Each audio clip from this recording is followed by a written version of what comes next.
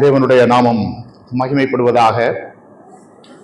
இந்த நாளிலும் நாம் கேட்க போகிற இந்த செய்தி இந்த வருடம் முழுவதற்கும் நாம் சிந்திக்கக்கூடிய ஒரு செய்தியாக இருக்க வேண்டும் என்பது என்னுடைய வாஞ்சையாகவும் என்னுடைய ஜெபமாகவும் இருக்கிறது. சில சமயங்களில் நம்ம நினைக்கிறது உண்டு, போன வருஷத்துல நம்முடைய வாழ்க்கை எப்படி வாழ்ந்தோம், அது அர்த்தமுள்ளதாக இருந்ததா அர்த்தம் இல்லாததாக இருந்ததா, எதை நோக்கி ஓடினோம் அப்படிலாம் சிந்திக்கும் பொழுது இந்த புதிய வருடத்திலாவது நம்ம ஒரு அர்த்தமுள்ள ஒரு வாழ்க்கை வாழணும் அப்படின்னு சொல்லி நிறைய நேரங்களில் நம்ம விருப்பப்படுகிறோம். அதே நேரத்தில் இந்த பூமியில நம்ம பல சமயங்களிலே சந்தோஷத்தை, சமாதானத்தை, மன அமைதியை நம்ம தேடி பார்க்கிறோம். சோ இன்றைக்கு நான் 2 விஷயங்களை பிரதானமாக சொல்ல விரும்புகிறேன். எதுல உண்மையான சந்தோஷம் விசுவாசிகளுக்கு இருக்குது, எதுல இல்லைங்கிறத நான் வேதத்திலிருந்து காண்பிக்க விரும்புகிறேன். இன்னைக்கு எல்லாருமே மன அமைதியை தேடி ஓடக்கூடியவர்களாகத்தான் இருக்கிறார்கள். கர்த்தரை அறிந்தவர்களும் சரி, அறியாதவர்களும் சரி. எங்க சமாதானம் இருக்கும், எங்க நிம்மதியா இருக்கும்? சில சமயங்கள்ல நமக்கு ஒரே பிரஷரா இருக்கும்போது சில சொல்லுவாங்க, செல்போனை ஒரு வாரத்துக்கு ஆஃப் பண்ணிட்டு நிம்மதியா இருக்கலாம் நான் நினைக்கிறேன் அப்படின்னு சொல்லுவாங்க. ஒரு வாரத்துக்கு ஆஃப் பண்ணாலும் திருப்பி நம்ம ஆன் பண்ணி தான் ஆகணும், ஏன்னா வாழ்க்கை அதுதான். அப்ப என்னைக்குமே நம்ம டெம்பரரியான ஒரு சந்தோஷத்தை, ஒரு மன அமைதியை நம்ம தேடக்கூடாது. சரி, முதலாவது எதுலெல்லாம் நமக்கு மன அமைதி அல்லது சந்தோஷம், சமாதானம் கிடைக்காது அப்படிங்கறத நான் சொல்றேன். ஏன்னா இந்த உலகத்துல இந்த வருஷத்துல நீங்க அதை தேடாதீங்க, அதுல சமாதானம் கிடைக்காது. சாலமோன் என்று சொல்லக்கூடிய ஞானியை குறித்து நம்ம அறிந்திருக்கிறோம். நான் நேற்று தினத்துல அதை குறித்து உங்களிடத்துல சுருக்கமாய் சொன்னேன். நான் இன்றைக்கு அதை விவரித்து உங்களோடு சொல்ல விரும்புகிறேன். உங்க வாழ்க்கையில உண்மையிலே சந்தோஷமாக, சமாதானமாக, ஒரு ஆசீர்வாதம் உள்ள ஒரு வாழ்க்கை வாழணும் அப்படின்னு நீங்க எதிர்பார்க்கிறீங்கன்னு சொன்னா, சாலமோனுடைய வாழ்க்கையில ஆரம்பத்திலே அவர் எதுலெல்லாம் சந்தோஷம் கிடைக்கும், சமாதானம் கிடைக்கும்னு தேடினாரோ அதை நம்ம தேடக்கூடாது. இந்த சாலமோன் தன்னுடைய வாழ்வின் அனுபவத்திலிருந்து பேசுகிறார். சும்மா பேசல, அவர் அனுபவித்து விட்டு சொல்றாரு, இதெல்லாம் வேஸ்ட், இதெல்லாம் வேஸ்ட் அப்படின்னு சொல்லி அவர் சொல்றாரு. அதுல முதலாவது, சாலமோன் ஒரு சந்தோஷமான ஒரு வாழ்க்கைக்காக, ஒரு மன அமைதலுள்ள ஒரு வாழ்க்கைக்காக, ஒரு நிம்மதியான ஒரு வாழ்க்கைக்காக என்ன செய்தார் அப்படின்னா, சௌகரியமான ஒரு வாழ்க்கை எனக்கு இருக்குமானால், அல்லது ஒரு ஆடம்பரமான ஒரு வாழ்க்கை எனக்கு இருக்குமானால், வசதி படைத்த ஒரு வாழ்க்கை எனக்கு இருக்குமானால் அது சந்தோஷத்தை, சமாதானத்தை தரும் என்று சொல்லி அவர் அதுல முயற்சி செஞ்சு பார்த்தார். அதனால என்ன பண்ணாரு, அதை வாசிக்கலாம். பிரசங்கினுடைய புஸ்தகம் 2ஆம் அதிகாரம் 4 முதல் 11 வசனங்களை நீங்க வாசிங்க. பிரசங்கினுடைய புஸ்தகம் 2ஆம் அதிகாரம் 4 முதல் 11 வசனங்கள்.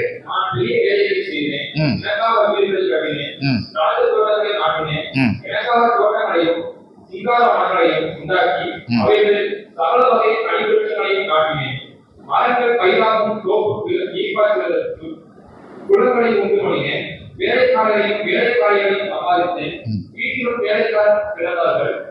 எனக்கு முன் எஸ்ரேல் இருந்த எல்லாரை பார்க்கணும் ஆடு மாடு முதலான 2 ஆஸ்திகள் எனக்கு இருந்தது. வெள்ளியையும் பொன்னையும் ராஜ சம்பத்தையும் மாகாணங்களில் உள்ள பொருட்களையும் சேகரித்தேன். சங்கீதக்காரிகளையும் அனுபவத்திற்கு இன்பமான பலவித வாத்தியங்களையும் சம்பாதித்தேன். எனக்கு முன் எஸ்ரேல் இருந்த எல்லாரை பார்க்கணும் நான் பெரியவனும் பிறவிய தவணமானேன். என் ஞானமும் என்னுடைய கூட இருந்தது. என் கண்கள் புதியவைகளை ஒன்றையும் நான் அவர்களுக்கு தடைபடவில்லை. என் இதயத்திற்கு ஒரு சந்தோஷத்தையும் நான் வேண்டாம் என்று விளக்கவில்லை. நான் செய்த முயற்சிகளெல்லாம் என் மனம் மகிழ்ச்சி கொண்டிருந்தது. இதுவே பிரயாசங்கள் எல்லாவற்றினாலும் எனக்கு வந்த பலன். என் கைகள் செய்த சகல வேலைகளையும் நான் பட்ட எல்லா பிரயாசத்தையும் கண்ணோக்கி பார்த்தேன். இதோ எல்லா மாயையும் மனதுக்கு அஜரமாய் இருந்தது.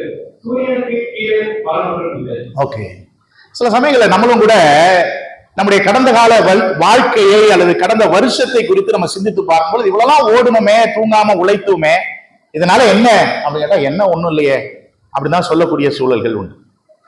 இப்ப சாலமோன் பாருங்க, ஒரு ஆடம்பரமான ஒரு வாழ்க்கையை வாழ்ந்திருக்கிறார். சாலமோனை போல யாரும் வாழ முடியாது. அதை நான் சில விஷயங்களை நான் விவரித்து உங்களுக்கு சொல்லுகிறேன். நீங்க 4ஆம் வசனத்துல நீங்க வாசி பாத்தீங்கன்னா அவர் சொல்றாரு, நான் பெரிய வேலைகளை செய்தேன்.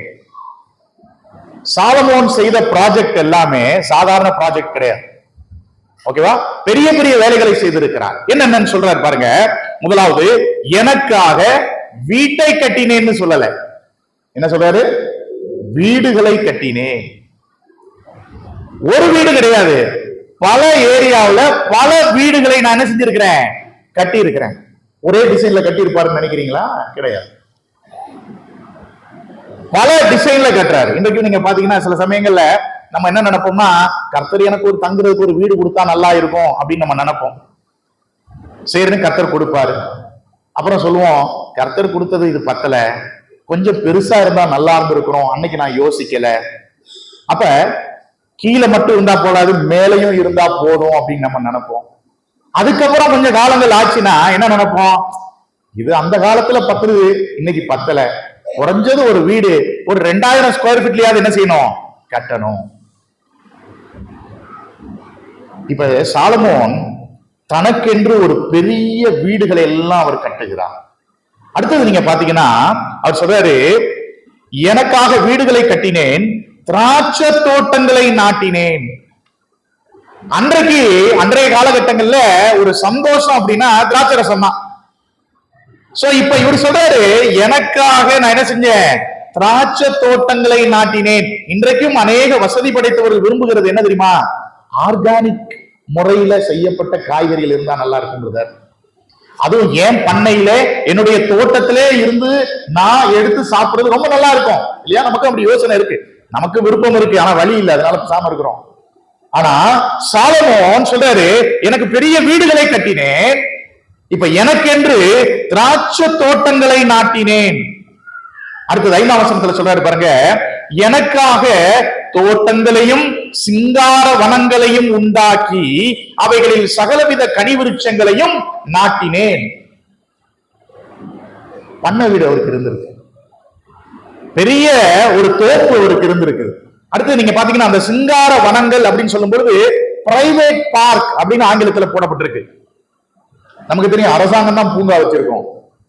இப்ப சாலமோன் வீட்டுக்குள்ளே என்ன வச்சிருக்கிறாரு? தனிப்பட்ட ஒரு பூங்கா. அவங்க பிள்ளைங்க மட்டும்தான் விளையாட முடியும், வெளியில உள்ளவங்க எல்லாம் விளையாட முடியாது.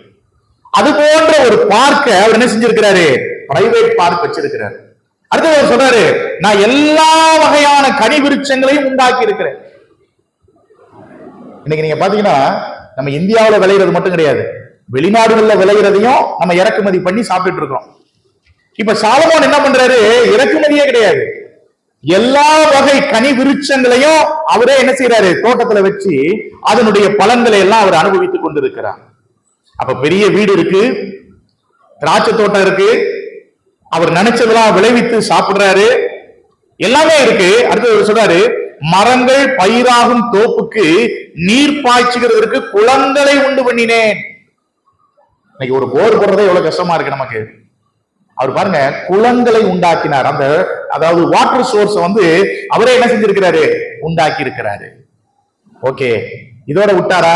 7ஆம் வசனத்துல வாசிக்கிறோம், வேலைக்காரரையும் வேலைக்காரிகளையும் சம்பாதித்தேன். ஒரு நிறுவனத்துல ஒரு பெரிய நிறுவனம் எவ்வளவு பெரியது என்பதை அவங்க நிறுவனத்துல எத்தனை பேர் வேலை பார்க்கிறாங்கிறத வச்சு சொல்லுவாங்க. இங்க சொல்றாரு பாருங்க, வேலைக்காரரையும் வேலைக்காரிகளையும் நான் என்ன செஞ்சிருக்கிறேன்? சம்பாதித்து இருக்கிறேன். அடுத்தது அவர் சொல்றாரு, வீட்டிலும் வேலைக்காரர்கள் பிறந்தார்கள். அப்ப எவ்வளவு பேர், நிறைய பேரை வேலைக்கு என்ன செஞ்சிருக்கிறாரு? வீட்டுல வச்சிருக்கிறார். சொடக்கு போட்டா ஓடி வர்றதுக்கு அவ்வளவு வேலைக்காரர்கள் இருக்கிறார்கள், வேலைக்காரர்கள் இருக்கிறார்கள் பணிவிடை செய்வதற்கு. அடுத்தது நம்ம பார்க்கிறோம், எனக்கு முன் எருசலேமில் இருந்த எல்லாரை பார்க்கிலும் ஆடு மாடு முதலான திரண்ட ஆஸ்திகள் எனக்கு இருந்தது. அவர் சொல்றாரு, எருசலேமிலே என்னைய போல வசதியானவங்க கிடையாது. எனக்கு இருக்கக்கூடிய ஆடு மாடுகள் எப்படி இருக்கு? நிறைய இருக்கு. ஒரு 5 மாடை கட்டி வைக்கிறதுக்கு எவ்வளவு இடம் நமக்கு தேவைப்படுது? கொஞ்சம் யோசிச்சு பாருங்க. சாலமோன் ஆடு மாடுனுடைய பண்ணையே பெருசா வச்சிருக்கிறார். ஏன்னா வேலைக்காரர்கள் எவ்வளவு பேர் இருக்கிறாங்க. ஒரு பிரம்மாண்டமான ஒரு வாழ்க்கையை வாழ்ந்துகிட்டு இருக்கிறார். அதை பராமரிப்பதற்கு அதான் நம்ம இங்க வாசிக்கிறோம். ஆடு மாடு முதலான திரண்ட ஆஸ்திகள் எனக்கு இருந்தது.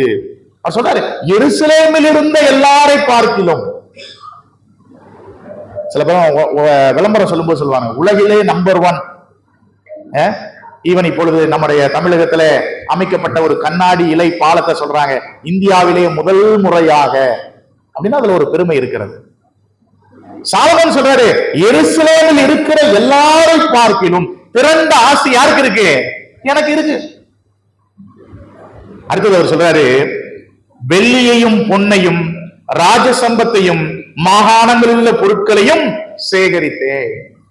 அவர்கிட்ட இல்லாத நகைக்கடையே அவர்கிட்ட தான் இருக்கு. சொல்ல போன நகை கடைக்காரங்களே கொள்முதல் செய்யக்கூடிய அளவுக்கு அவர்கிட்ட என்ன இருக்கு? பொண்ணு இருக்கு, வெள்ளி இருக்கு. சில சமயம் நம்ம நினைப்போம், நமக்கு கொஞ்சம் தங்கம் இருந்தா போதும், 1 கிலோல தங்கம் இருந்தா போதும், வாழ்க்கை நல்லா இருக்கும்னு நினைக்கிறோம். இங்க சாலமோனை பாருங்க, அவர் எல்லா வெள்ளியையும் பொன்னையும் ராஜசம்பத்தையும் மாகாணங்களில் உள்ள பொருட்களையும் சேகரித்து வைத்திருக்கிறார். அவர் குடோனா வச்சிருப்பார், குடோன்ல வச்சிருப்பார். அடுத்தது சொல்றாரு பாருங்க, சங்கீதக்காரரையும் சங்கீதக்காரிகளையும் மனுபுத்திரருக்கு இன்பமான பலவித வாத்தியங்களையும் சம்பாதித்தேன். சில சமயம் நமக்கு மனசு கவலையா இருந்தா என்ன பண்ணுவோம்? பாட்டு கேட்போம் இல்லையா? அந்த பாட்டு கேட்கும்போது நம்ம சில பேர் வசதி கிடையாது, அதனால செல்போன்ல பாட்டு கேட்போம். கொஞ்சம் வசதி இருக்கிறவங்க என்ன பண்ணுவாங்க? வீடு ஃபுல்லா அந்த டால்பி சிஸ்டம் 5.1 6.1 இப்படி சரௌண்டிங் ஸ்பீக்கர் எல்லாம் வச்சுட்டு அப்படி படுத்து கேட்கறது அவ்வளவு இன்பமா இருக்குன்னு சொல்லுவாங்க. சாலமோன் அது போல கேட்ட ஆள் கிடையாது. லைவ் கான்சர்ட் கேட்ட ஒரு ஆள். மனசு துக்கமா இருக்கா? கூப்பிட்டு அவங்களெல்லாம் அந்த பாடல் குழுவை கூப்பிடு, இசைவாத்தியங்களை கூப்பிடு, லைவா போட சொல்லு, நான் கேட்கிறோம் அப்படின்னு விருப்பப்படுகிற ஒரு மனிதர். யோசிச்சு பாருங்க, அவங்க வீட்டுல ரெடியா இருக்கக்கூடிய ஒரு குரூப் ரெடியா இருக்கிறாங்க. அதான் நம்ம இங்க வாசிக்கிறோம், சங்கீதக்காரரையும் சங்கீதக்காரிகளையும் மனுபுத்திரருக்கு இன்பமான பலவித வாத்தியங்களையும் நான் செஞ்சிருக்கேன், சம்பாதித்து வைத்திருக்கிறேன். மனசு கஷ்டமா இருந்தா ரெக்கார்ட் பண்ணதெல்லாம் கேட்க மாட்டேன், லைவா கேட்பேன். இதெல்லாம் கேட்கிறாரு. அடுத்தது சொல்றாரு 9ஆம் வசனத்துல, எனக்கு முன் எருசலேமில் இருந்த எல்லாரை பார்க்கிலும் நான் பெரியவனும் திரவிய சம்பனுமானேன், என் ஞானமும் என்னோட கூட இருந்தது. எல்லாத்தையும் சேர்த்து வச்சிருக்கிறாரு. அடுத்தது அவர் சொல்றாரு, எருசலேமில் இருந்த எல்லாரை பார்க்கிலும் நான் தான் நம்பர் 1. சாலமோன்ட்ட இல்லாத ஒண்ணும் கிடையாது. இன்னைக்கு சில பேர் சொல்லுவாங்க இந்தியாவுல, பிரதர் இது இந்தியாவுல வர்றதுக்கு முன்னாடி, இந்தியாவுல அறிமுகப்படுத்துவதற்கு முன்பதாகவே வெளிநாட்டிலிருந்து நான் இறக்குமதி பண்ணிட்டேன்.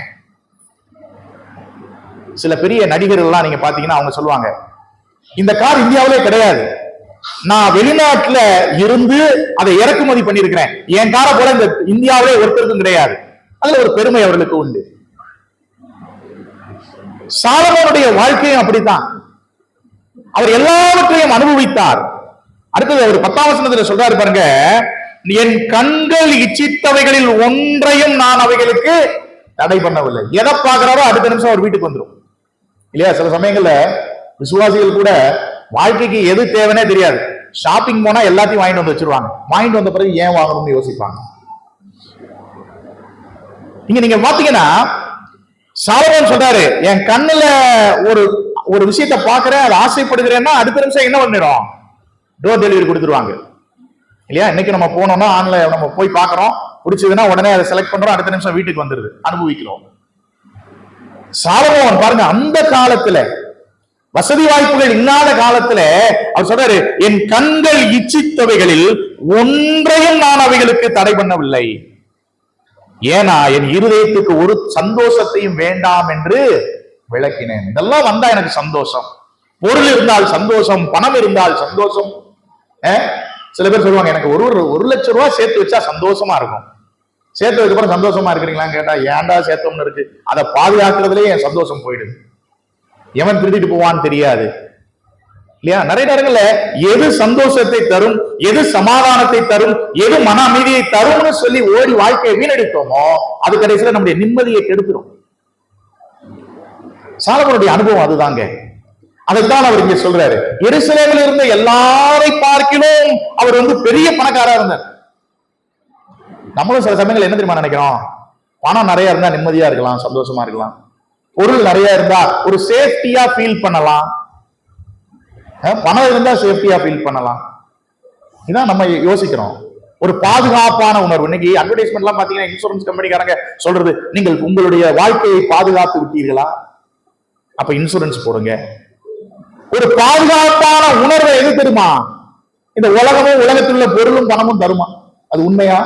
சாலமோன்ட்ட கூப்பிட்டு, இங்க வாங்க ஐயா, நீங்க எல்லாம் அனுபவிச்சீங்களே, இப்ப என்ன சொல்றீங்க, இதுல இருந்து என்ன சொல்ல வரீங்க அப்படின்னு நீங்க கேட்டீங்கன்னா, அவர் சொல்றாரு 11ஆம் வசனத்துல, என் கைகள் செய்த சகல வேலைகளையும் நான் பட்ட எல்லா பிரயாசத்தையும் கண்ணோக்கி பார்த்தேன், இதோ எல்லாம் மாயையும் மனதுக்கு சஞ்சலமுமாயிருந்தது.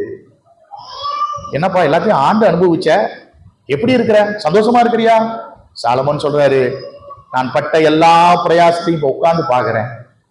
இவ்வளவு வருஷம் ஏன்டா ஓடுனேன், ஏன்டா இவ்வளவு கஷ்டப்பட்டேன், ஏன் இவ்வளவு கட்டினேன், ஏன் இவ்வளவு ப்ராஜெக்ட்ஸ் நான் செய்தேன், ஒண்ணுமே இல்லையே. இதாங்க வாழ்க்கையினுடைய யதார்த்தம். நிறைய நேரங்கள்ல நம்ம சரீரத்தை கூட கெடுத்துக்கிட்டு வேலைக்கு போய் காலையில இருந்து சாயங்காலம் வரைக்கும் ஓடுகிறோம், பிரயாசப்படுகிறோம். எதுக்கு எதுக்கு? சாலமோன் சொல்றாரு, எப்பா நான் எல்லாவற்றையும் செய்து பார்த்துட்டேன், என் கைகள் செய்த சகல வேலைகளையும் நான் பட்ட எல்லா பிரயாசத்தையும் என்ன பண்ணேன், உட்கார்ந்து பார்க்கிறேன், கண்ணோக்கி பார்த்தேன். பார்த்துட்டு அவர் சொல்றாரு, எல்லாம் மாயை. கன்க்ளூஷன் இதுதான், எல்லாம் மாயை. மாயைன்னா என்ன? நம்ம தெரியும், இட்லி குக்கர்ல இட்லி வேக வைக்கும் போது அப்புறம் இட்லி வந்துருச்சான்னு பாக்குறதுக்கு அந்த மூடியை திறப்போம். திறக்கும் போது என்ன போகும், ஒரு ஆவி போகும். அதுக்கப்புறம் எங்க போகுது, திறந்தோட பஸ்ன்னு போகுது தெரியுது, அதுக்கப்புறம் எங்க போகுது தெரியல. இதுதாங்க வாழ்க்கையில பணம் பொருள் இதெல்லாம் சேர்த்து வச்சா சந்தோஷம் சமாதானம் மன அமைதி கிடைக்கும்னு நினைச்சீங்கன்னா அது இப்படி புகைய போல போகும், அவ்வளவுதான். இதுதான் மாயை. அதனாலதான் அவர் சொல்றாரு, இது மாயை. மாயையோட சொன்ன நிறுத்தல, மனதுக்கு என்னவா, சஞ்சலமா. இன்னைக்கு நிறைய நேரங்கள்ல பெற்றோர்கள் பிள்ளைகளுக்காக சொத்துக்களை சேர்க்கிறார்கள். சமீபத்தில் ஆந்திராவில் நடந்த ஒரு செய்தியை நான் படித்தேன். ஒரு பெண், அதாவது தன்னோடு உடன் பிறந்த சகோதரர்களுக்கு பாகம் பிரிக்க கூடாதுன்னு சொல்லி தன்னோடு உடன் பிறந்த சகோதரர்கள் எல்லாம் கொன்னுட்டு இவங்க அனுபவிக்கலாம்னு நினைச்சிட்டு இப்ப ஜெயில இருக்கிறாங்க. இப்ப அந்த அப்பாவும் அம்மாவும் என்ன யோசிச்சிருப்பாங்கன்னு யோசிச்சு பாருங்க. அப்பாவும் அம்மாவும் என்னங்க யோசிச்சிருப்பாங்க, இந்த நான் சேர்த்து வைக்கிற இந்த பொருள், இந்த பணம் என் பிள்ளைகள் நிம்மதியா வாழ்றதுக்கு யூஸ் ஆகும் நினைச்சிருப்பாங்க. ஆனா நான் சொல்றது கதை இல்லைங்க, இது போல பல சம்பவங்கள் செய்திகள்ல இருக்கு. நான் சொல்றது உண்மைதானே. அதனாலதான் சர்வ ஞானம் உள்ள தெய்வன் சொன்னாரு, பூமியில உங்களுக்கு பொக்கிஷங்களை சேர்த்து வைக்க வேண்டாம், இங்கே திருடர் கண்ணமிடுவார்கள், அதனால பரலோகத்துல பொக்கிஷங்களை சேருன்னு சொல்லிட்டார். அப்ப சாலமோன் ஞானியின் இடத்திலிருந்து, அனுபவம் பெற்ற மனிதனிடத்திலிருந்து நம்ம கற்றுக்கொள்ள வேண்டும். சந்தோஷம், மன அமைதி, சமாதானம் உலகத்தில் உள்ள பணம் பொருள் செல்வாக்கு அந்தஸ்து இவைகளினால் கிடைக்காது. மாறாக அது நம்மை துக்கப்படுத்தும், நம்முடைய தூக்கத்தை இழந்து போக செய்யும். எத்தனை குடும்பங்கள சகோதர சகோதரிகள பிரிவினை இந்த பணத்தினால சொத்துனால. அதனால நாங்க சொத்தை வாங்கக்கூடாதுன்னு நான் சொல்லல, அப்படி பைபிள் சொல்லல. ஆனா இதுதான் வாழ்க்கைன்னு நினைக்காதீங்க. அப்படி நினைச்சீங்கன்னா அதான் மாயை, அதுதான் மாயை.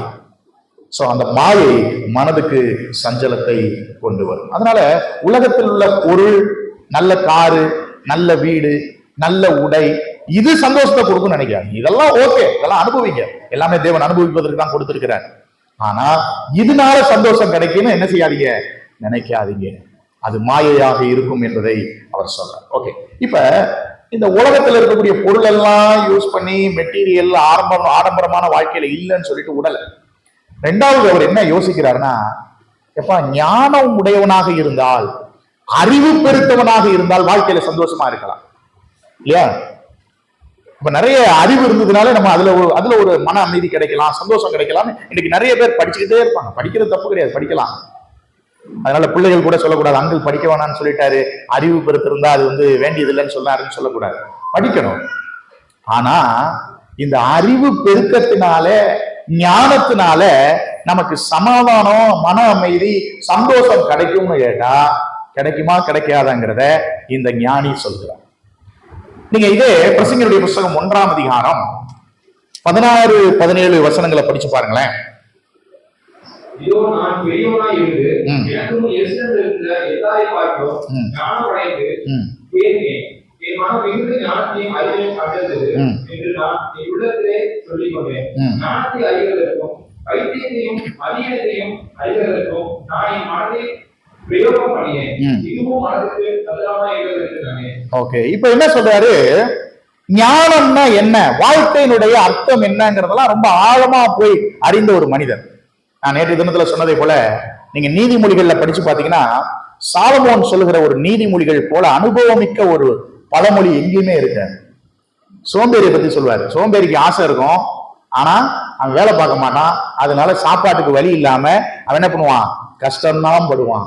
சோம்பேறியுடைய வாழ்க்கை எப்படி இருக்கும், சுறுசுறுப்பானவன் எப்படி இருக்கும், சோம்பேறிக்கு எப்படி ஆலோசனை சொல்லணும், எல்லாமே நீதிமொழிகள்ல நம்ம வாசிக்க முடியும். அதனால நிறைய பேர் சொல்லுவாங்க, டெய்லி ஒரு நீதிமொழி படிடா, வாழ்க்கையில ஞானம் வரும்னு சொல்லுவோம். விசுவாசிகளே சொல்றது உண்டு. ஏன்னா அவ்வளவு ஞானம். எப்படிங்க ஞானம் வரும்? ஒருத்தருக்கு சும்மா ஞானம் வந்துருமா? கிடையாது. நீங்க நல்ல ஞானம் உள்ள அறிவுள்ள மக்களை பாருங்க, டெய்லி புஸ்தகங்கள் வாசிப்பார்கள். ஈவன் நம்ம இந்தியாவிலே கூட பெரிய அறிஞர்கள் என்று அழைக்கப்படுகிறவர்களுடைய வாழ்க்கையை சரித்திரத்தை நீங்க படிச்சு பாத்தீங்கன்னா அவங்க ஒரு நாளைக்கு ஒரு புக்கையாவது படிப்பாங்களாம். வாழ்நாள்ல எத்தனையோ புஸ்தகங்களை படித்துக் கொண்டே இருப்பார்கள். அப்ப படிப்பு என்ன பண்ணுதுன்னா அறிவை வளர்க்கிறது. இப்ப இந்த ஞானியை குறித்து நம்ம வாசிக்கும் பொழுது அவர் என்ன பண்றாருன்னு சொன்னா, தன்னுடைய அறிவை தன்னுடைய ஞானத்தை பெருக்கினால் தனக்கு சமாதானமும் அமைதியும் கிடைக்குமோ என்று சொல்லி அவர் என்ன செய்யறாரு? அதிகமாக பிரயாசப்படுகிறார். நம்மளும் நிறைய நேரங்கள்ல எல்லாத்தையும் கத்துக்கணும்னு விருப்பப்படுவோம். அது தப்பு கிடையாது. ஆனா எல்லாத்தையும் தெரிஞ்சு வச்சிருந்தோம்னா வாழ்க்கையில மன அமைதி போயிடுங்க. நிறைய நேரங்கள்ல மருத்துவர்கள்ட்ட போய் சந்திக்கும் பொழுது நம்ம சரீரத்தில் இருக்கக்கூடிய உண்மையான பிரச்சனையை சொல்ல மாட்டாங்க, சொல்லக்கூடாது. ஏன் தெரியுமா? ஒரு 10 வருஷம் வாழக்கூடிய நம்ம உண்மையை சொல்லிட்டாங்கன்னா 10 நிமிஷத்துல உயிர் போயிடும். ஏன்னா பயம். சமீபத்தில் நீங்க பாத்தீங்கன்னா ஒரு மருத்துவர் இப்படிதான் டிவில அதுல நியூஸ்ல பிரபலமா சொல்லப்பட்டது. உங்களுக்கு ஒரு நோய் வந்ததுன்னா கூகுள்ல போய் ஆராய்ந்து படிக்காம நீங்க வந்தீங்கன்னா உங்களுக்கு நான் சிகிச்சை செய்வதற்கு நான் 100 ரூபாய் 200 ரூபாய் தான் வாங்குவேன்.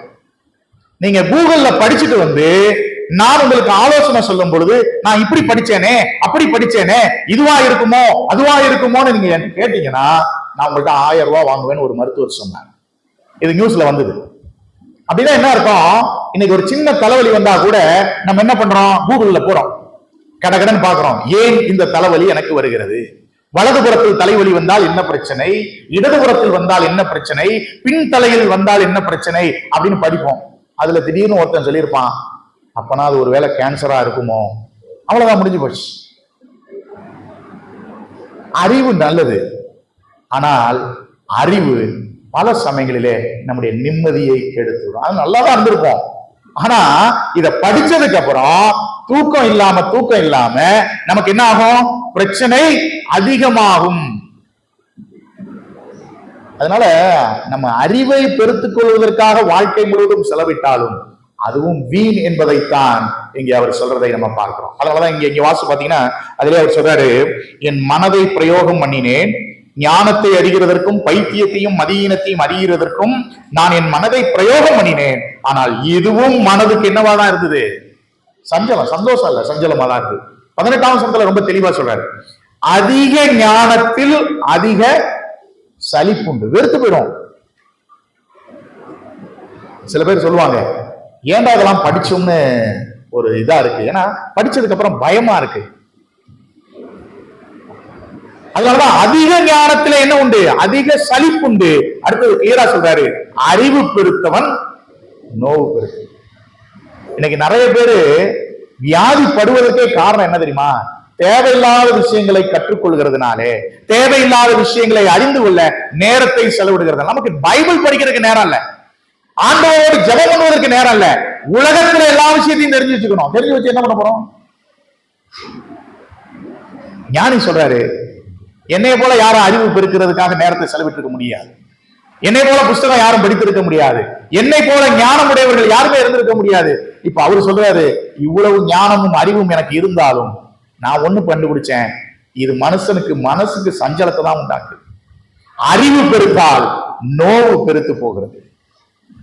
அதனால சந்தோஷம் இல்லைங்கிறத அவர் புரிஞ்சுக்கிட்டார். மூன்றாவதாக அதோட நிறுத்தல். அவர் சரி, இச்சைகளினால மனிதனுக்கு சந்தோஷம் சமாதானம் கிடைக்குமா? இல்லையா? இன்னைக்கு எல்லாருமே அதை தானே எதிர்பார்க்கிறாங்க. எனக்கு இளைஞர்கள் மதுவினாலே, போதை வஸ்துக்களினாலே நமக்கு சந்தோஷம் கிடைக்குமா, சமாதானம் கிடைக்குமா? சில பேர் சொல்லுவாங்க, நீ டென்ஷனா இருக்கிறியா, ஒரு தம்மு போட்டு பாரு, ரிலாக்ஸ் ஆகும். ரிலாக்ஸ் ஆகுமா? உள்ள லங்ஸ் போயிடும். சில பேர் சொல்லுவாங்க, ரொம்ப நீ காயப்பட்டு இருக்கிறியா? நான் கல்லூரியில படிக்கும் போது சொல்லுவாங்க, புண்பட்ட மனதை புகை விட்டு ஆற்று அப்படின்னு சொல்லுவாங்க. அப்படி புகை விட்டவங்களாம் இன்னைக்கு புண்ணாதான் உட்கார்ந்துருக்கிறான். அதே போல சில பேர் சொல்லுவாங்க, எப்பா கொஞ்சம் மது எடுத்துக்க. இந்த நம்ம வந்து ஒரு பாருக்கு போய் கொஞ்ச நேரம் செலவிடுகிறதுனால கவலையெல்லாம் மறந்துடுப்பா உலகத்துல சொல்லுவான். நம்ம செஞ்சு பார்க்கலாமா? செஞ்சு பார்க்க கூடாது. சாலமோன் அதையும் அனுபவித்து பார்த்துட்டாரு. நீங்க இந்த 2ஆம் அதிகாரம் 3ஆம் வசனம் வாசித்து பாருங்க. 2ஆம் அதிகாரம் 3ஆம் வசனம்.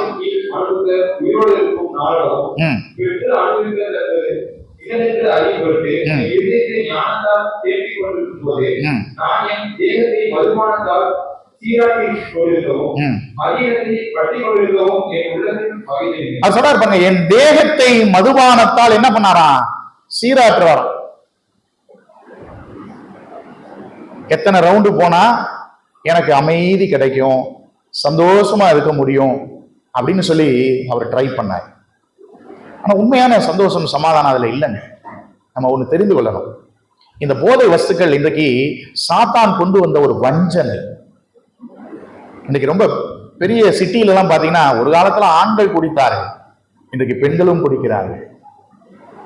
ஆண்களை விட பெண்கள் அதிகமாக குடிக்கிறார்கள். ரொம்ப ஆச்சரியமா இருக்கு. ஏன் உங்களை நீங்க கெடுத்துக்கணும்? பாருங்க, அஞ்ஞானிகளுக்கு அறிவு இல்லைங்க, அதனால இதுலலாம் போய் சமாதானத்தை சந்தோஷம் தேடுறாங்க. நம்ம தேவனுடைய பிள்ளைகள், தேவனுடைய வார்த்தையை தேடி பாருங்க, எதுல உண்மையான சமாதானம் கிடைக்குங்கிறத அவர் சொல்லுவார். அதனால போதை வஸ்துக்கள்னால யாருக்குமே சமாதானம் கிடையாது. கடைசியில் அவன் குடித்து அவனுடைய குடும்பத்தினுடைய சமாதானத்தையும் எடுத்துட்டு போயிடறான். இன்னைக்கு ஒரு ஆண் வீட்டிலே வேலை செய்து குடும்பத்தை போஷித்து காப்பாற்ற வேண்டும். ஆனால் அவன் இந்த மதுவினால் தனக்கு சமாதானம் நிம்மதியும் கிடைக்கும் என்று சொல்லி அவன் போய் அதிலே அடிமையாகி தன் வாழ்க்கையை தொலைத்தது மாத்திரமல்ல, தன் குடும்பத்தையும் தெருவுக்கு கொண்டு நிப்பாட்டிடுறான். விசுவாசிகளிலும் இதிலே அடிமைகளாய் போனவர்கள் உண்டு, எனக்கு தெரியும். காரணம் என்ன? தேவனை விட்டு தேவனுக்கு வெளியில சமாதானத்தை சந்தோஷத்தை தேடி பார்க்கிறாங்க. சில பேர் சொல்லுவாங்க, லோக்கல்ல வாங்குற சரக்கெல்லாம் நல்லது கிடையாது பிரதர், வெளிநாட்டுல வாங்குற பிவரேஜஸ் ரொம்ப நல்லது. சாலமோன் எல்லா நாட்டில இருந்து வாங்கி குடித்து பார்த்திருப்பார். அவர் சிறந்ததை தான் வாங்கி குடிச்சிருப்பார். ஆனா இதெல்லாம் அனுபவித்தவர் தான். நீதிமொழிகள்ல அவர் என்ன சொல்றாரு பாருங்க. நீதிமொழிகள் 20:1 என்ன சொல்றாரு பாருங்க.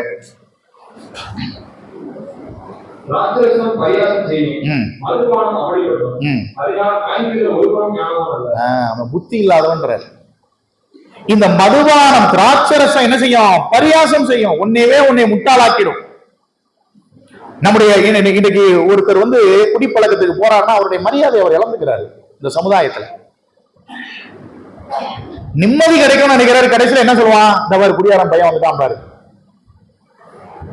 எவ்வளவு ஒரு அவமானத்தை அவன் சம்பாதிக்கிறான். கடைசியில நிம்மதி போயிடுது, சமாதானம் போயிடுது, சந்தோஷம் போயிடுது. ஆனா சமாதானம் கிடைக்கும், சந்தோஷம் கிடைக்கும், நிம்மதி கிடைக்கும் அவன் போய் குடிக்கிறான். கடைசியில் அது கிடைக்கல. அருமையானவர்களே, விசுவாசிகள் இன்றைக்கு வாலிப பருவத்திலே இருக்கக்கூடியவர்கள் உங்களுக்கு ஒரு டெம்டேஷன் இருக்கலாம். ஐயோ இதுல போய் பார்க்கலாம், எப்படி இருக்குன்னு பார்ப்போம். அது உங்களை வஞ்சிக்கும், அது பரியாசம் செய்யும், அது அமளி பண்ணும். அது என்ன செய்யணும்? அதனால மயங்குகிற ஒருவனும் ஞானவான் அல்ல, முட்டாளாய் மாறி போயிடும். இப்ப இந்த இச்சையில ஒரு இச்சை மது, இன்னொரு இச்சை மாவு.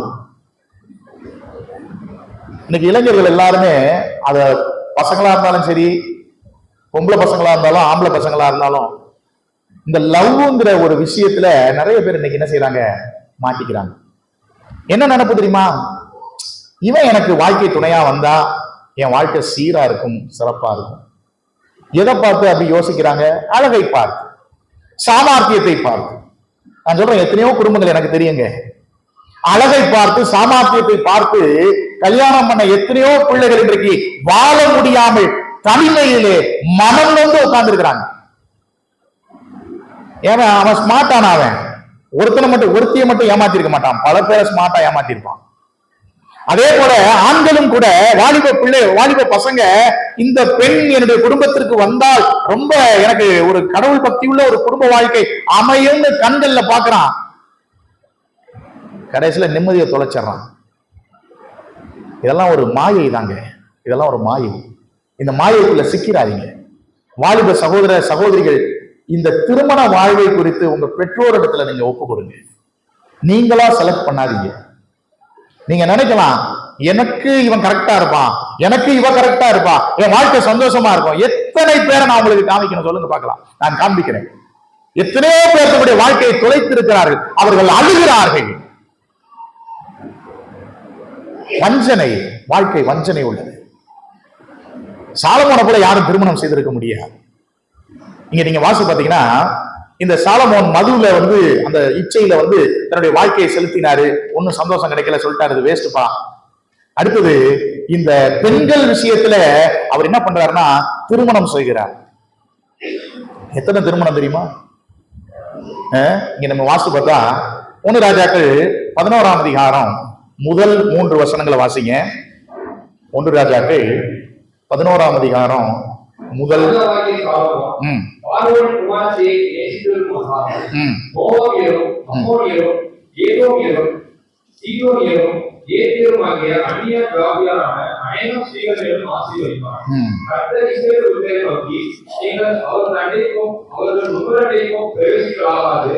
அவர்கள் நிச்சயமாய் தங்கள் தேவர்களை பின்பற்றும்படி உங்கள் இதயத்தை சாயம் பண்ணுவார்கள் என்று சொல்லியிருக்கிறார். சாலமோன் அவர்களை ஆசிரியத்து அவர்களோடு ஐக்கியமாய் இருந்தார். அவனுக்கு பிரபுக்கள் சுலபமான 200 மனையாட்டிகளும் 300 வறுமையாட்டிகளும் இருந்தார்கள். அவருடைய ஸ்திரீகள் அவன் இதயத்தை வழுகி போக பண்ணார்கள். ஆண்டவர் சொன்னாரு, எப்பா சாலமோன், வாழ்க்கை முறை தவறி இருக்கக்கூடாதுன்னு சொல்லியிருந்தார். ஒண்ணு தெரிஞ்சுங்க, ஆரம்பத்திலே ஆதாமுக்கு ஒரு ஏவாளை தான் தேவன் உண்டாக்கினார். ஒருவருக்கு ஒருத்தி என்கிற ஒரு முறையை தான் தேவன் இந்த உலகத்திலே உண்டாக்கினார். அந்த முறையை நெறி தவறி போகும்போது உலகத்திலே குணமாக்க முடியாத நோய்கள் வந்திருக்கிறது. இப்ப சாலமோன் என்ன பண்ணாரு? ஈவன் அந்நிய ஜாதி பெண்களை விவாகம் செய்யக்கூடாது இல்லையா? நீங்க புதிய பாட்டில் படிச்சு பாத்தீங்கன்னாலும் ஒரு விசுவாசி அவிசுவாசியை திருமணம் செய்யக்கூடாது. நிறைய பேர் என்ன சொல்றாங்க, பிரதர் அவங்க அவிசுவாசியா இருந்தாலும் பின்னாடி ரட்சிக்கப்பட்டுருவாங்க. இதெல்லாம் நிறைய நேரங்களில் ஒர்க் அவுட் ஆகாது. வாழ்க்கையை தொலைச்சிருவீங்க, வாழ்க்கையில நிம்மதியை இழந்துருவீங்க. இங்க நம்ம வாசிக்கிறோம், இவர் கர்த்தர் சொன்ன கட்டளையெல்லாம் மீறி என்ன பண்ணாரு? அவர் 700 மனையாட்டிகள் 300 மறுமனையாட்டிகள், மொத்தம் எத்தனைங்க? 1000. சில பேர் சொல்லுவாங்க, ஒரு மனைவியை வச்சு சமாளிக்கிறதே முடியல. கல்யாண நாள் ஆண்கள் பொதுவாகவே மறந்துடுவாங்க, அவங்க பிறந்த நாளையும் மறந்துடுவாங்க, அவங்க ஒய்ஃபு பிறந்த நாளையும் மறந்துடுவாங்க, அப்புறம் பிறந்த நாளை மறந்து பயங்கரமா திட்டு வாங்குவாங்க. சாலமோனை யோசிச்சு பாருங்க, 1000 பெண்கள். சந்தோஷமா இருந்தாரா? சில சமயம் என்ன பண்ணுவாங்க, அதாவது நிறைய ஒரு கல்யாணம் இல்லாம இந்த லிவிங் டுகெதர் மாதிரி பிடிச்சவங்களோட அப்பப்போ வாழ்ந்துட்டு போனா சந்தோஷமா இருக்கும்னு நினைக்கிறாங்க. முறை தவறி வாழ்கிற வாழ்க்கையில சந்தோஷம் இருக்கும்னு நினைச்சுக்கினா அது வஞ்சனை, அது ஏமாற்றக்கூடியது. இந்த சாலமோன் 700 மனைவிகள் 300 மறுமனையாட்டிகளோடு அவர் வாழ்க்கை நடத்தினார். சந்தோஷமா இருந்தாரான்னு கேட்டா அவர் சந்தோஷமா இல்லை. ஏன்னா அவர் வாழ்க்கையினுடைய யதார்த்தத்தை அவர் விளக்கி சொல்றாரு, அனுபவிச்சுட்டு சொல்றாருங்க, சும்மா சொல்லல. எல்லாத்தையும் அனுபவித்து பார்த்து விட்டு அவர் சொல்றாரு, எப்பா இது என்னடா வாழ்க்கை இது அப்படின்னு சொல்லக்கூடிய ஒரு நிலை. அருமையானவர்களே, இந்த வாலிப மோகத்துல நீங்க அந்த இச்சையில போய் விழுந்துடாதீங்க. இன்னைக்கு எல்லாமே நல்லா தோணும். நான் சொல்றேன், எத்தனை காதல் திருமணம் செய்தவர்கள் கடைசியில இவன் வாழ்க்கையில இருப்பான்னு நினைச்சா ஆனா இவன் எனக்கு வேண்டான்னு சொல்லி டைவர்ஸ்ல நிக்கிறதை நம்ம பாக்குறோம். சினிமாவில் புகழ் பெற்றவர்களை நீங்க பாருங்க, அவர்கள் எல்லாம் காதல் திருமணம் செய்தார்கள் என்பது நமக்கு தெரியும் மீடியாவின் மூலமாக. கடைசியில அவங்க எல்லாரும் கோர்ட்ல போய் நின்று நாங்க வாழ விரும்பல, இன்னைக்கு 2 பிள்ளைகள் என்ன பண்றதுன்னு தெரியல. அப்பா வீட்டுக்கு போறதா, அம்மா வீட்டுக்கு போறதா, குடும்பமே என்ன செய்யுது, சீர்குலைந்து போகிறது. பணம் இருக்கிறது, வசதி இருக்கிறது, பெயர் புகழ் இருக்கிறது, வாழ்க்கை அவர்கள் எதிர்பார்த்த மாதிரி ஆரம்பத்தில் நல்லா இருந்தது, நல்லாதான் போகும், திருமணமாய் கொஞ்ச நாள் நல்லாதான் போகும், எல்லாம் சந்தோஷமா தான் இருக்கும். நாட்கள் ஆக ஆக உண்மையான சுபாவம் வெளியில வரும்போது சேர்ந்து வாழ முடியாது. இது விளையாட்டு அல்ல, திருமண வாழ்க்கை என்பது விளையாட்டு அல்ல. தேவனை சார்ந்து, தேவனை மட்டும் நம்பி அவர் சொல்லுகிறபடி செஞ்சாதாங்க வாழ்க்கையில அமைதியா இருக்க முடியும். ஒருவேளை நீங்க நினைக்கலாம், பிரதர் அரேஞ்ச் மேரேஜ் பண்ணவங்க எல்லாரும் நல்லா இருக்காங்களா? தேவனுடைய சித்தத்திற்கு உட்பட்ட குடும்ப வாழ்க்கை, திருமண வாழ்க்கை செய்தவர்கள், அவங்க குடும்பத்திலேயும் சில சண்டைகள் சச்சரவுகள் வரும், ஆனால் அதற்குள்ளே சமாதானம் ஏற்படும். அவர்களால் சீர் பொருந்த முடியும், அவர்களால் ஒப்புரவாக முடியும். ஆனால் தேவனுடைய சித்தத்திற்கு மாறாக செய்யக்கூடிய திருமணங்களிலே எந்த ஒரு ஒப்புரவாகுதலையும் நம்ம பார்க்க முடியாது. வெளியில வேணா அவங்க ஒரே வீட்டுல இருப்பாங்க, ஆனால் வாழ்க்கையில அவர்கள் இருவரும் ஒன்றாக இருக்க மாட்டார்கள். இப்ப சாலமோன் இதெல்லாம் அனுபவிச்சிட்டாரு. நான் நேரம் குறைவாக இருக்கிறதுனால அதனுடைய முடிவுரையை சொல்லுகிறேன். பிரசங்கியுடைய புஸ்தகம் 7ஆம் அதிகாரம் 26ஆம் வசனத்துல அவர் என்ன சொல்றாருங்கிறத பாருங்க. பிரசங்கி 7:26. நெஞ்சமும் கைகளுமாகிய கைகளுடைய ஸ்ரீயானவர் சாவிலும் அதிக கசப்புள்ளவர் என்று கண்டேன். தேவனுக்கு முன்பாக சற்குணனாய் இருக்கிறவன் அவளுக்கு தப்புவான், பாவியோ அவளால் பிடிவான். என்ன சொல்றாரு பாருங்க, சாவிலும் அதிக கசப்புள்ளவள் என்று கண்டேன். என்னப்பா ஜாலியா இருக்குன்னு சொல்லி தானேப்பா இவ்வளவு பேரை திருமணம் பண்ண. என்னுடைய கன்க்ளூஷன் என்ன சொல்ல வர, இதுல இருந்து என்ன சொல்ல வர? நியாயமா பார்த்தா சாலமோன் சொல்லியிருக்கணும், என்னை போல நிறைய திருமணம் செய்யுங்க, வாழ்க்கையில சந்தோஷமா இருக்கலாம்னு சொல்லியிருக்கலாமே. ஆனா அவர் சொல்றாரு, சாவிலும் அதிக கசப்புள்ளவள், ஏண்டா வாழ்றோம் அப்படிங்கிற ஒரு நிலைமைக்கு அவருடைய வாழ்க்கை இருக்கக்கூடியதாக இருக்கிறது. அருமையானவர்களே, கசப்புள்ள ஒரு வாழ்க்கை, கண்ணியிலே சிக்கக்கூடிய ஒரு வாழ்க்கை அப்படிதான் இருக்கு. இன்னைக்கு ஏன் HIV வந்தது, ஏன் எய்ட்ஸ்ங்கிற ஒரு நோய் வந்தது? முறை தவறி வாழ்கிறதுனால.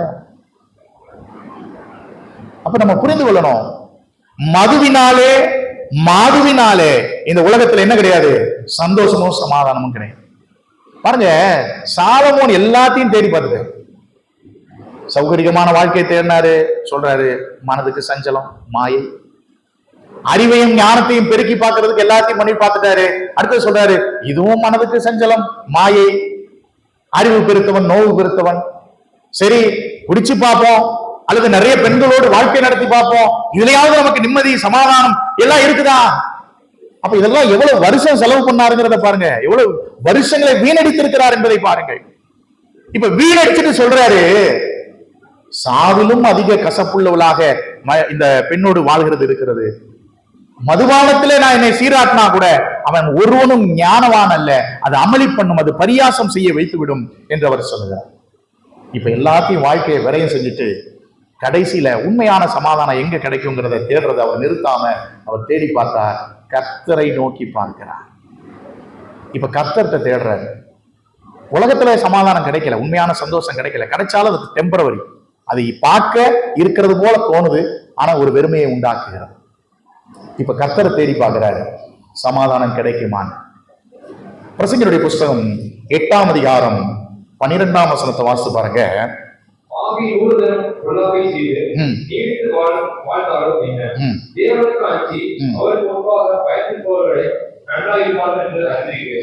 யாருங்க நல்லா இருப்பா, யார் சந்தோஷமா இருப்பா, யார் சமாதானமா இருப்பா? துட்டு வச்சிருக்கிறவங்க கிடையாது. தேவனுக்கு அஞ்சி, அதை நம்ம வாசிக்கிறோம். பாவி 100 தரம் பொல்லாப்பை செய்து நீடித்து வாழ்ந்தாலும் என்ன, தேவனுக்கு அஞ்சி அவருக்கு முன்பாக பயந்திருப்பவர்களே எப்படி இருப்பாங்க, நன்றாயிருப்பார்கள் என்று அறிந்திருக்கிறேன். படித்தவர்கள் நன்றாய் இருக்க மாட்டார்கள், அறிவு பெருத்தவர்கள் நன்றாய் இருக்க மாட்டார்கள், பணம் படைத்தவர்கள் நன்றாய் இருப்பார்கள் என்று வேதம் சொல்லவில்லை. கடவுளுக்கு யார் பயந்து வாழ்கிறார்களோ, கர்த்தருக்கு அஞ்சி அவருக்கு முன்பாக பயந்திருப்பவர்களே நன்றாயிருப்பார்கள் என்று அறிந்திருக்கிறேன். இப்ப சாலமோன் என்னதான் சொல்ல வர்றாரு, அது ரொம்ப தெளிவா தன்னுடைய கடைசியாக சொல்றாரு. பிரசங்கியுடைய புஸ்தகம் 12ஆம் அதிகாரம் 13-14 வாசித்து பாருங்க.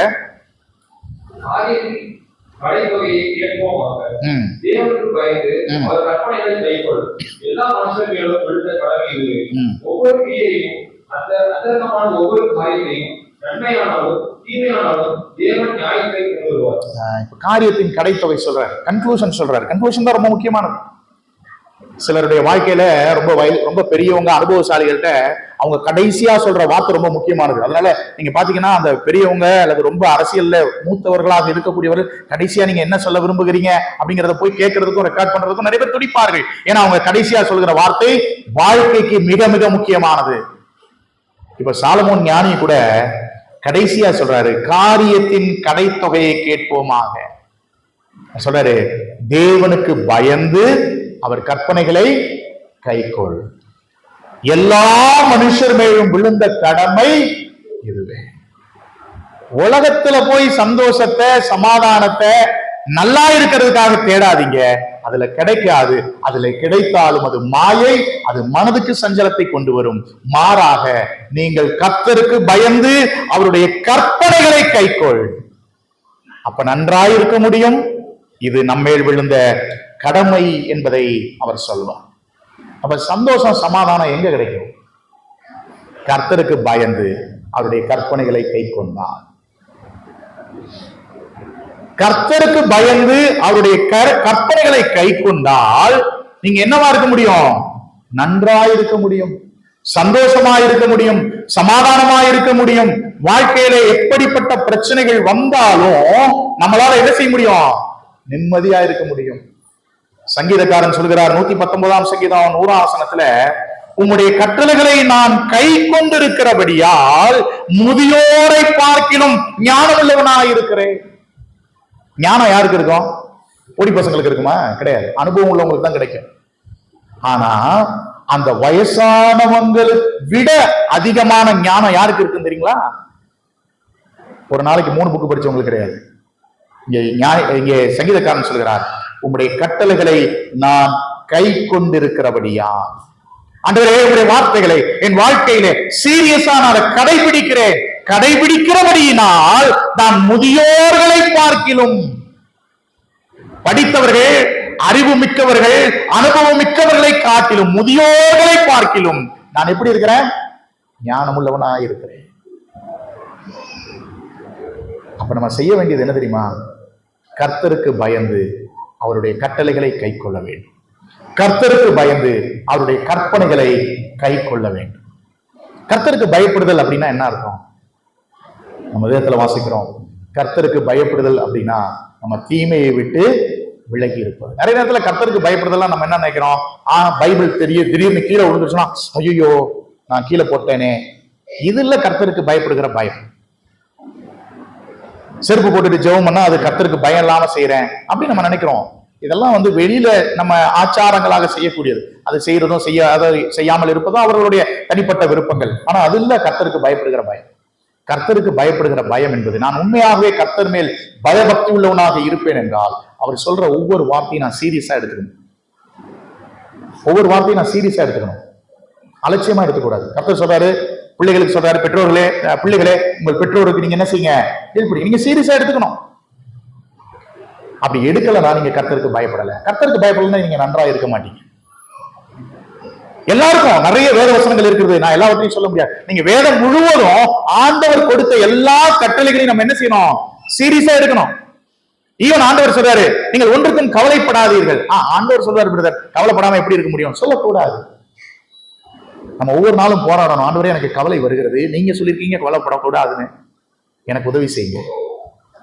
கவலைப்படாதுங்கள்னு சொல்லிட்டீங்க, நான் கீழ்ப்படிய விரும்புகிறேன், என்னால் முடியவில்லை, எனக்கு பலம் தாருங்கள். அவருடைய கற்பனைகளை கை கொள்ளுங்கள். நிறைய வேதம் முழுவதும் கற்பனைகள் இருக்கு. அப்ப கர்த்தருக்கு கீழ்ப்படியணும்னா அவர் என்ன சொல்லி இருக்கிறாரோ அதை அப்படியே செய்யணும். வேதத்துல வாசிக்கிறோம், பண ஆசை பொருள் ஆசை வேண்டாம்னு சொல்றாரு. நம்ம அதை சீரியஸா எடுத்துக்கணும், அதற்கு கீழ்ப்படியணும். ஆண்டவர் சொல்றார், நேர்மையான ஒரு வாழ்க்கை வாழுங்கள். ஆண்டவர் சொல்றார், பொய் சொல்லாம இருங்க. பொய் சொல்லாம இருக்கிறோமா? தயவு செய்து சொல்லாதீங்க பிரதர், பொய் சொல்லாமலாம் யார் பிரதர் வாழ முடியும்னு கேட்காதீங்க. வாழ முடியுங்க, பொய் சொல்லாம வாழ முடியும். ஆண்டவர் நம்மளால முடியாததை செய்யுங்கன்னு சொல்லவே மாட்டார். நேர்மையா வாழ்ந்து பாருங்க. நிறைய உபத்திரவங்கள் வரட்டும், நில்லுங்க, நேர்மையா வாழுங்க, உண்மையா வாழுங்க, கர்த்தருக்கு பயந்து நீங்க நில்லுங்க. எத்தனை பாடுகள், எத்தனை உபத்திரவங்கள் வந்தாலும், அதற்கென்று எத்தனை விலை கொடுத்தாலும் நம்ம நன்றாய் தான் இருப்போம்.